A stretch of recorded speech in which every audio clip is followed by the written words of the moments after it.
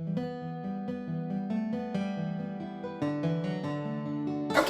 I'm JoEI, Logwadiche. My presentation is going to be called Life Among the Ruins. I pulled these two images because they do pretty much, in my view, really tell the start of my story. My relationship with my father, my relationship with my mother. I'm a student of the 60s.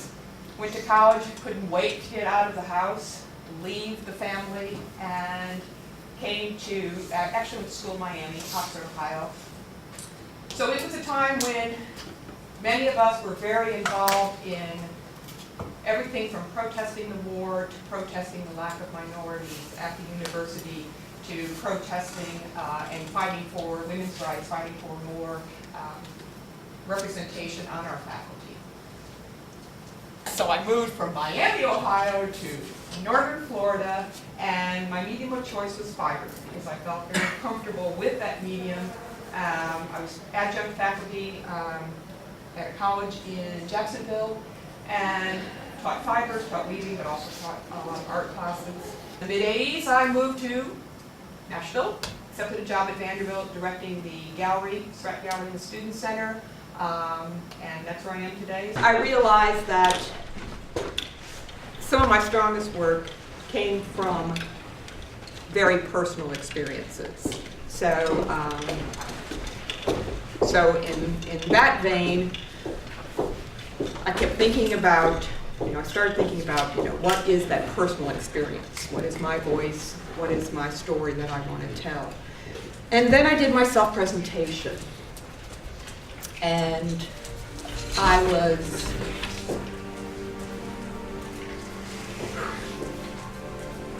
very blindsided by what it brought up. Somebody go stand behind. I'm sorry. No, I'm sorry. somebody go stand behind. No, I'm okay. Get a little support. That's fine. Put your right, go on. So when I found out how much that impacted me, that self-presentation, I went home and cried. I had a hard time even explaining to my husband why it just hit really, really hard. Is that too bad for Jason? So I started going down that path of why was I blindsided? What blindsided me? What in all of this was really getting at my core? And these images started popping up, and the words started popping up, blindsided. And then I started thinking about three various stages in my life in which I was really caught off guard. We all think we're going to be prepared. We all think we can read the lines on our hands, and we know exactly what's going to happen. But sometimes things happen that catch us totally off guard. Because right now, the things that I'm dealing with are blindsided, what I call blindsided by him. And that By him? By him. Yeah, the serial rapist. Right? That had to do with the attack. It happened in a very narrow hallway in my home. So there was that vulnerability. We feel safe in our own home, but here I was vulnerable. And so in my mind, I picture almost a very dark place, a very dark, confined place. I'm gonna step in on this one because I think JoEI has a particular problem, which is, it's something that I've dealt a lot with very hot subject matter. And what you have is exceedingly hot subject matter in terms of your personal experiences. Because your work did not really convey any of the information you have shared with us, both in your self-presentation and today. So the first thing I think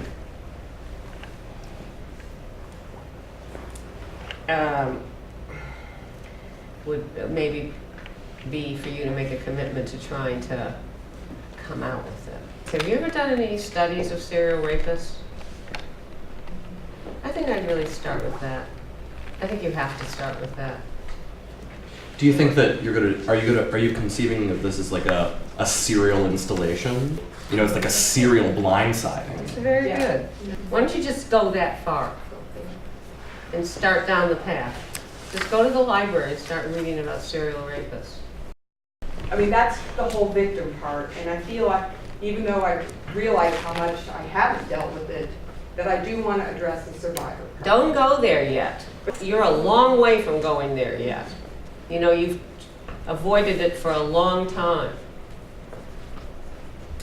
I mean, I'm telling you, it's going to be a painful journey for you. But I think your only way out of it is to go through it.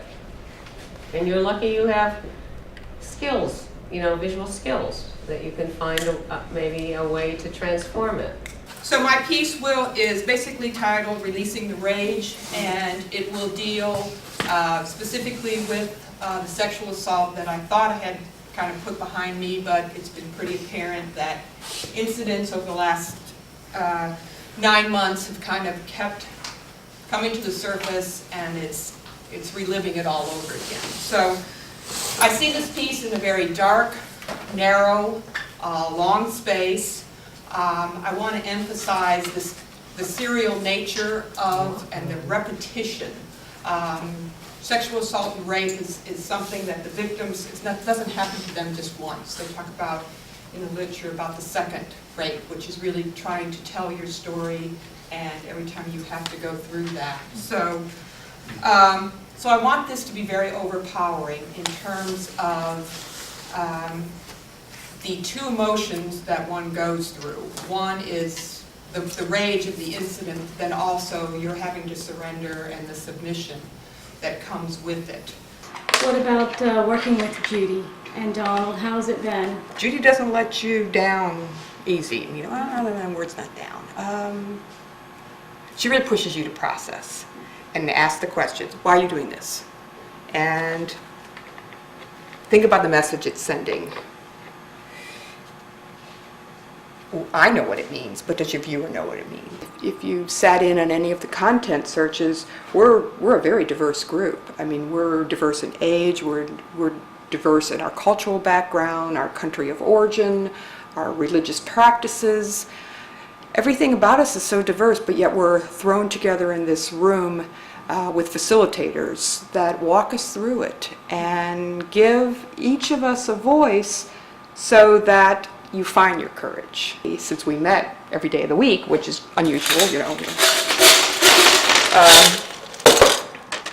we got to know one another, and that trust factor comes alive. I was really blindsided by the fact that this was my subject matter, because certainly this was not what was going to come out. And even when it was time for it to come out, it was hard. And you know, Judy said to the students, "Someone, go stand behind her." And Jason came behind and just put his hands on my shoulders, and so it's that kind of support that has helped. Others come forward with material that they also have been dealing with in terms of cultural identity or religious identity and questioning, which I think everyone goes through at that point in their lives. Yeah. The university setting is about questioning. It's about asking the difficult questions. This process is definitely healing. I've done a lot of reading of artists and non-artists, just women who have gone through sexual abuse, who have been raped, and art has been that forum that they could speak, that their voice could be heard, they could express themselves when sometimes the words just aren't there.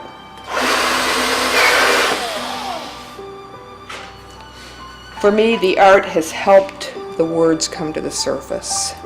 It's helped to really recognize how certain things just impact everything you do and how you relate. And so the piece is really going to be some of the visual imagery, but the words will also be on the wall, so that my voice is going to be in visual as well as text. I started thinking a lot about what this will do for Vanderbilt students, and it really came home to me yesterday. It was at the Curb Center, and there were students, researchers there that had gone around campus and were asking various students about what it's like.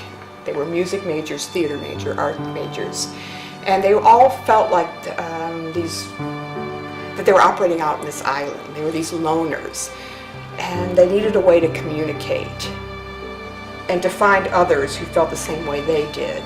That art was their soul. It was their only reason for being, kind of. And I'm hoping that they'll see that in the students that are participating in this exhibit.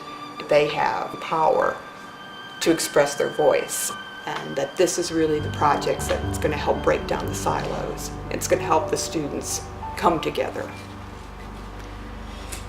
Viva la art!